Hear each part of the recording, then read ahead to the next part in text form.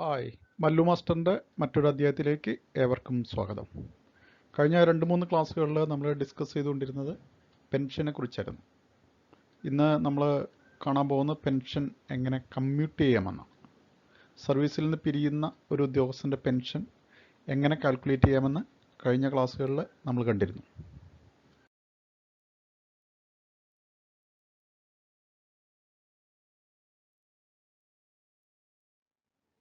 Commutation of pension. It is the exchange of a part of the monthly pension for a lump sum amount received in advance. അത് കഴിഞ്ഞ ക്ലാസ്സിൽ നമ്മൾ സർവീസിൽ നിന്ന് വിരമിക്കുന്ന ഒരു ഉദ്യോഗസ്ഥൻ്റെ പെൻഷൻ എങ്ങനെ കാൽക്കുലേറ്റ് ചെയ്യുമെന്ന് നമ്മൾ കണ്ടിരുന്നു. അപ്പോൾ അദ്ദേഹത്തിന് ലഭിക്കുന്ന മാസ പെൻഷൻ്റെ ഏകദേശം 40% നമുക്ക് കമ്മ്യൂട്ട് ചെയ്ത് വാങ്ങാം. കമ്മ്യൂട്ട് ചെയ്ത് വാങ്ങുക എന്ന് പറഞ്ഞു കഴിഞ്ഞാൽ ഈ ഉദ്യോഗസ്ഥന് അടുത്ത 12 വർഷം ലഭിക്കാൻ സാധ്യതയുള്ള പെൻഷൻ്റെ ഒരു ഭാഗമാണ് നമ്മളിങ്ങനെ മുൻകൂറായി വാങ്ങുന്നത്. ഇതിനാണ് നമ്മൾ കമ്മ്യൂട്ടേഷൻ ഓഫ് പെൻഷൻ എന്ന് പറയുന്നത്. സാധാരണ നമുക്ക് ലഭിക്കുന്ന ബേസിക് പെൻഷൻ്റെ 40% വരെ ഇങ്ങനെ നമുക്ക് കമ്മ്യൂട്ട് ചെയ്ത് വാങ്ങാം. അപ്പോൾ ഇത് ഒരിക്കലും നിർബന്ധമല്ല. ചിലവരൊന്നും ഇത് എന്ത് ചെയ്യില്ല, ഇങ്ങനെ കമ്മ്യൂട്ട് ചെയ്ത് പെൻഷൻ വാങ്ങില്ല. It is only the option of the pensioner. But after 1 year from the date of retirement a medical certificate from medical body is necessary. അപ്പോൾ നമ്മൾ സാധാരണ രീതിയിൽ നമ്മൾ പെൻഷൻ ആകുമ്പോൾ തന്നെ ഇത് കമ്മ്യൂട്ട് ചെയ്യുകയാണെങ്കിൽ പ്രത്യേകിച്ച് മെഡിക്കൽ സർട്ടിഫിക്കറ്റ് ഒന്നും വേണ്ട. പക്ഷേ 1 വർഷം കഴിഞ്ഞ് കഴിഞ്ഞാൽ പിന്നീട് നമ്മളതിന് മെഡിക്കൽ സർട്ടിഫിക്കറ്റ് കൊടുക്കേണ്ടി വരും. Restoration of commutation period is 12 years. ഇതൊക്കെ എപ്പോഴും എക്സാമിനേഷൻ ചോദിക്കുന്നതാണ്. റിസ്റ്റോറേഷൻ എന്ന് പറഞ്ഞു കഴിഞ്ഞാൽ നമ്മൾ പറഞ്ഞു അടുത്ത 12 വർഷം ലഭിക്കാൻ സാധ്യതയുള്ള പെൻഷൻ്റെ ഒരു ഭാഗമാണ് നമ്മൾ കമ്മ്യൂട്ട് ചെയ്ത് വാങ്ങുന്നത്. അപ്പോൾ ഇത് 12 വർഷം കഴിഞ്ഞ് കഴിയുമ്പോൾ വീണ്ടും റീസ്റ്റോർ ചെയ്യും. വീണ്ടും നമ്മുടെ പെൻഷൻ 100% ആവുമെന്നാണ് അതിൻ്റെ അർത്ഥം. After 12 years no commutation shall be allowed. നമ്മൾ സർവീസിൽ നിന്ന് പിരിഞ്ഞ് 12 വർഷം കഴിഞ്ഞ് കഴിഞ്ഞാൽ പിന്നെ നമുക്ക് ഈ കമ്മ്യൂട്ടേഷൻ അനുവദനീയമല്ല. ആദ്യത്തെ 1 വർഷത്തിനുള്ളിലാണെങ്കിൽ മെഡിക്കൽ സർട്ടിഫിക്കറ്റ് വേണ്ട. അത് കഴിഞ്ഞ് കഴിഞ്ഞാൽ പിന്നെ നമ്മൾ മെഡിക്കൽ സർട്ടിഫിക്കറ്റ് കൊടുക്കേണ്ടി വരും. Commutation without any medical certificate, അതിൽ ഒന്നാമത്തെ കേസാണ് റിട്ടയർമെൻറ്റ് ഓൺ സൂപ്പർ ആനുവേഷൻ. നമുക്ക് 56 വയസ്സായി നമ്മൾ സർവീസിൽ നിന്ന് പിരിയുന്ന സന്ദർഭത്തിൽ നമ്മൾ വാങ്ങുന്ന കമ്മ്യൂട്ടേഷൻ. മറ്റൊന്നാണ് വോളണ്ടറി റിട്ടയർമെൻറ്റ്. വോളണ്ടറി റിട്ടയർമെൻറ്റ് കേസിൽ നമുക്ക് മെഡിക്കൽ സർട്ടിഫിക്കറ്റ് വേണ്ട. മറ്റൊന്നാണ് compensation pension. Compensation pension, voluntary pension, ഇതൊക്കെ ഞാൻ മുമ്പൊരു വീഡിയോ ചെയ്തിട്ടുണ്ട്. അപ്പോൾ അത് കണ്ടിട്ടില്ലാത്തവർ അത് പോയി കണ്ടു കഴിഞ്ഞ് കഴിഞ്ഞാൽ അതിനെക്കുറിച്ച് കൂടുതൽ വിശദാംശങ്ങൾ നിങ്ങൾക്ക് ലഭിക്കും. അതുപോലെ മറ്റൊന്നാണ് ആൻറ്റിസിപ്പേറ്ററി പെൻഷൻ. ആൻറ്റിസിപ്പേറ്ററി പെൻഷൻ വാങ്ങുമ്പോഴും നമുക്ക് മെഡിക്കൽ സർട്ടിഫിക്കറ്റ് ഇല്ലാതെ തന്നെ കമ്മ്യൂട്ടേഷൻ നടത്താവുന്നതാണ്.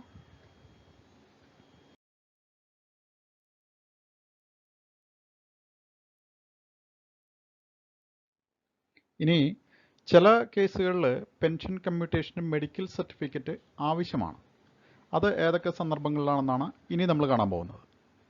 Four commutation of pension medical certificate is needed in the following cases.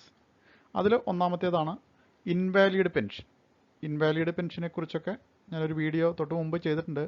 അപ്പോൾ നിങ്ങൾ അത് പോയി കാണുക, അതിൻ്റെ കൂടുതൽ വിശദാംശങ്ങൾ കിട്ടും നിങ്ങൾക്ക്. അപ്പോൾ ഇൻവാലിഡ് പെൻഷൻ്റെ കേസിൽ നമുക്ക് മെഡിക്കൽ സർട്ടിഫിക്കറ്റ് വേണം പെൻഷൻ കമ്മ്യൂട്ട് ചെയ്യണമെങ്കിൽ. മറ്റൊന്നാണ് commutation after 1 year of retirement. അപ്പോൾ നേരത്തെ കണ്ടു കഴിഞ്ഞ ഒരു കാര്യമാണ്. നമ്മൾ റിട്ടയർ ചെയ്യുന്ന വർഷം തന്നെ പെൻഷൻ കമ്മ്യൂട്ട് ചെയ്യുകയാണെങ്കിൽ നമുക്ക് പ്രത്യേകിച്ച് മെഡിക്കൽ സർട്ടിഫിക്കറ്റിൻ്റെ ഒന്നും ആവശ്യമില്ല. പക്ഷേ 1 വർഷം കഴിഞ്ഞ് കഴിഞ്ഞാൽ പിന്നെ നമ്മൾ മെഡിക്കൽ സർട്ടിഫിക്കറ്റ് കൊടുക്കേണ്ടി വരും. On the ground of compassionate allowance. നമുക്ക് എപ്പോഴാണ് കമ്പാഷനേറ്റ് അലവൻസ് കിട്ടുന്നതെന്നൊക്കെ മുൻപുള്ള വീഡിയോയിൽ ഞാൻ പറഞ്ഞു പോയിട്ടുണ്ട്. അപ്പോൾ നമുക്ക് കമ്പാഷനേറ്റ് അലവൻസിൻ്റെ ബേസിസിലാണ് നമ്മൾ പെൻഷൻ കമ്പ്യൂട്ട് ചെയ്യണമെങ്കിൽ ആ കേസിൽ നമ്മൾ മെഡിക്കൽ സർട്ടിഫിക്കറ്റ് കൊടുക്കേണ്ടി വരും. അടുത്ത പോയിൻ്റാണ് reduction in pension. Pension will be reduced from the first month in which the commuted value is drawn by the pensioner from the treasury. നമ്മൾ നേരത്തെ പറഞ്ഞു നമുക്ക് വരുന്ന 12 വർഷങ്ങളിൽ ലഭിക്കാൻ സാധ്യതയുള്ള പെൻഷൻ്റെ ഒരു ഭാഗമാണ് നമ്മൾ കമ്മ്യൂട്ട് ചെയ്ത് വാങ്ങുന്നത്. അപ്പോൾ നമ്മൾ ബേസിക് പെൻഷനിൽ ആ 40% അവർ കുറവ് ചെയ്യും അടുത്ത 12 വർഷത്തേക്ക്. ആ 12 വർഷം കഴിയുമ്പോഴാണ് അത് റീസ്റ്റോർ ചെയ്യുന്നത്. നമ്മൾ തൊട്ടടുത്ത സെഗ്മെൻറ്റിൽ അതിൻ്റെ ഒരു ന്യൂമറിക്കൽ ചെയ്യുന്നുണ്ട്, കുറച്ചുകൂടി ക്ലിയർ ആവും. അപ്പോൾ ബേസിക് പെൻഷനിൽ നിന്ന് അത്രയും കുറവ് വരുത്തും. അതെന്നാണ് ചെയ്യുന്നതെന്നാണ് നമ്മുടെ കമ്മ്യൂട്ടഡ് വാല്യൂ നമ്മൾ പെൻഷനർ ട്രഷറിയിൽ നിന്ന് കൈപ്പറ്റുന്ന അന്നാണ് ആ മാസം മുതലാണ് ഈ തുക കുറയ്ക്കുന്നത്. നമ്മുടെ ബേസിക് പെൻഷനിൽ നിന്ന് 40% കുറച്ചായിരിക്കും പിന്നീടുള്ള മാസങ്ങളിൽ നമുക്ക് ലഭിക്കുന്നത്. Dearness relief it is calculated on the basis of full amount of basic pension. അതുകൊണ്ടാണ് നമ്മൾ സർവീസിൽ നിന്ന് റിട്ടയർ ചെയ്യുമ്പോൾ എപ്പോഴും നമ്മൾ പെൻഷൻ കമ്മ്യൂട്ട് ചെയ്യണം എന്ന് പറയുന്നത്. അതിൻ്റെ ഒരു ലാഭം എന്ന് പറയുന്നത് ഇതാണ്. അതായത് നമ്മുടെ ഡിയർനെസ് റിലീഫ്, നമ്മുടെ DA പോലെ പെൻഷൻ വാങ്ങുന്നവർക്ക് സർക്കാർ കൊടുക്കുന്നതാണ് അതിൻ്റെ ഡിയർനെസ് റിലീഫ്.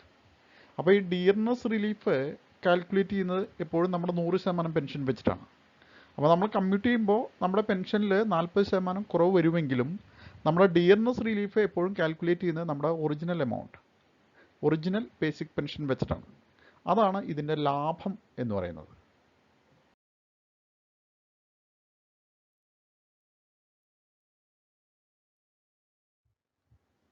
അടുത്തത് കമ്മ്യൂട്ടേഷൻ ഓഫ് പെൻഷനുള്ള ഫോർമുലയാണ്. നമ്മൾ എങ്ങനെയാണ് ഇത് കാൽക്കുലേറ്റ് ചെയ്യണമെന്നാണ്. Commutation of pension is equal to 40% of basic pension into table value into 12. ആ 12 വരുന്നത് നമ്മുടെ ആ 12 ഇയേഴ്സിനുള്ള പെൻഷനാണ് നമ്മൾ കമ്മ്യൂട്ട് ചെയ്യുന്നത്, അതിൻ്റെ 40%.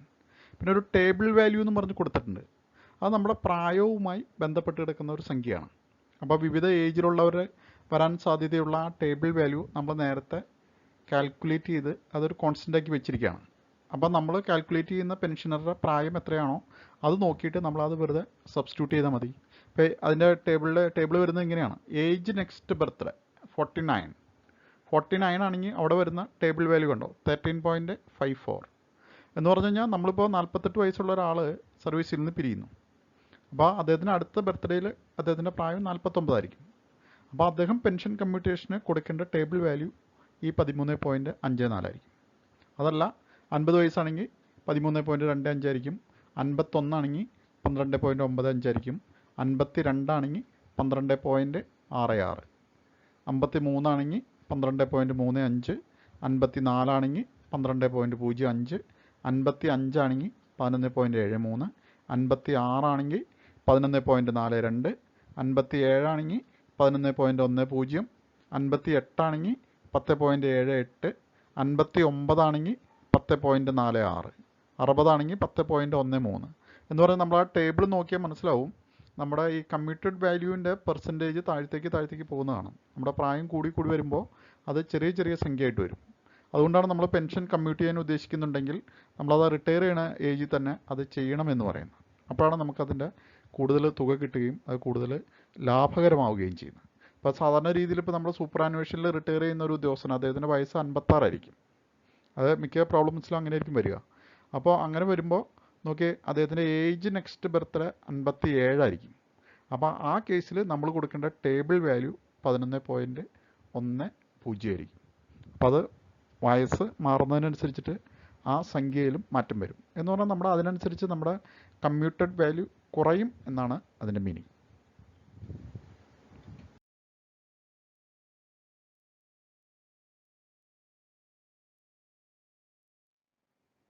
ഇനി നമ്മൾ കാണാൻ പോകുന്നത് പെൻഷൻ കമ്മ്യൂട്ടേഷൻ്റെ ഒരു എക്സാമ്പിളാണ്.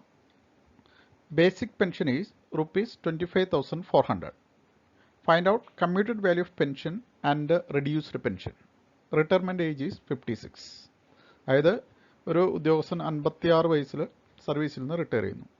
അദ്ദേഹത്തിൻ്റെ ബേസിക് പെൻഷൻ കാൽക്കുലേറ്റ് ചെയ്ത് വെച്ചിട്ടുണ്ട് 25,400. അതെങ്ങനെ കാൽക്കുലേറ്റ് ചെയ്യണമെന്നൊക്കെ നമ്മൾ കഴിഞ്ഞ വീഡിയോയിൽ കണ്ടതാണ്.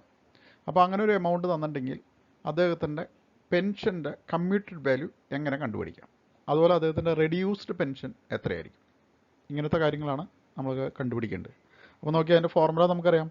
Commuted value is equal to amount to be commuted into table value into 12. നമുക്ക് സംഖ്യ തന്നിട്ടുണ്ട് 25,400 ഇൻറ്റു 40%. ഈ ടേബിൾ വാല്യൂ നമ്മൾ നേരത്തെ പറഞ്ഞ ടേബിളിൽ നിന്ന് എടുക്കുന്നതാണ്. അദ്ദേഹത്തിന് 56 വയസ്സിലാണ് അദ്ദേഹം റിട്ടയർ ചെയ്തിരിക്കുന്നത്. അപ്പോൾ ഏജ് നെക്സ്റ്റ് ബർത്ത്ഡേ എന്ന് പറയുന്നത് 57 ആണ്. അപ്പോൾ ടേബിൾ വാല്യൂ 11.1 അത് കൊടുത്ത് നമ്മൾ ഇൻറ്റു 12. അപ്പോൾ നമുക്ക് കിട്ടുന്നത് 13,53,312. അപ്പോൾ അതാണ് അദ്ദേഹത്തിന് കിട്ടുന്ന കമ്മ്യൂട്ടഡ് വാല്യൂ. ഇനി അദ്ദേഹത്തിൻ്റെ കമ്മ്യൂട്ടേഷൻ ഓഫ് പെൻഷൻ എന്ന് പറഞ്ഞു കഴിഞ്ഞാൽ ബേസിക് പെൻഷൻ്റെ 40%, 25,400 ഇൻറ്റു 40/100 കണ്ടോ. 40% എന്ന് പറഞ്ഞാൽ 40/100 ആണ്. ആ സംഖ്യയെ നമ്മൾ 100 കൊണ്ട് ഹരിക്കണം. എന്നിട്ട് ബേസിക് പെൻഷൻ കൊണ്ട് നമുക്ക് ഗുണിക്കണം.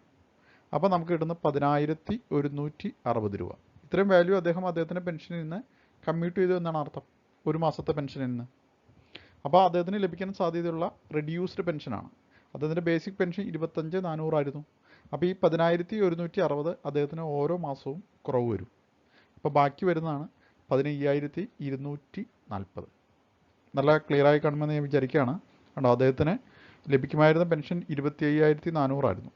അപ്പോൾ ഈ 13,53,312 രൂപ അദ്ദേഹം കമ്മ്യൂട്ട് ചെയ്ത് വാങ്ങുകയാണ്. കണ്ടോ, ആ വലിയ തുക അദ്ദേഹത്തിന് ഒരുമിച്ച് കിട്ടുകയാണ്. അപ്പോൾ അതുകൊണ്ട് അദ്ദേഹത്തിൻ്റെ ഓരോ മാസവും ലഭിക്കുന്ന പെൻഷനിൽ ഇത്രയും കുറവും വരും.